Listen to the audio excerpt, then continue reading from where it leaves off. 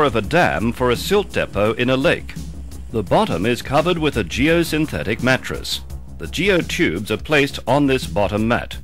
A geotube is a prefabricated sausage-shaped piece of geosynthetic and can be filled at the top.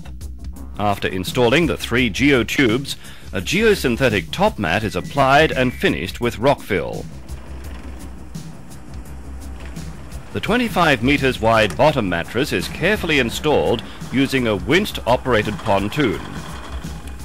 The sand needed for the fill of the geotubes may be obtained nearby by using a dredger. The used sand should be suitable for filling the geotubes, therefore it is important to know the grain size. Sand is dumped into barges and shipped to the silt depot. The sand is discharged into a hopper and a certain amount of water is added.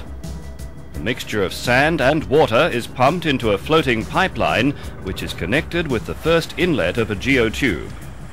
The filling process of the geotube is now started.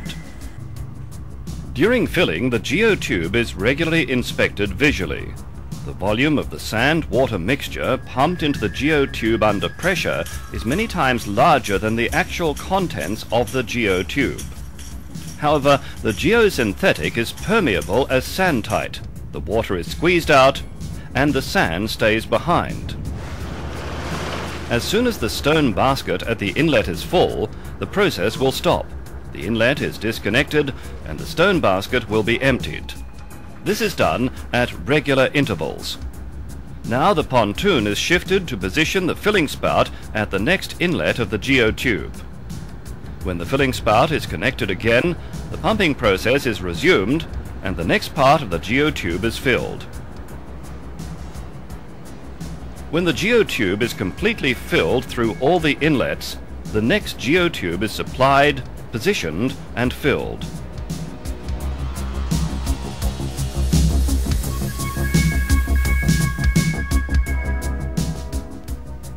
A special designed catamaran is used to deploy the top geosynthetic over the geotubes. When the top geosynthetic is installed, the rock fill will be placed to finish the dam.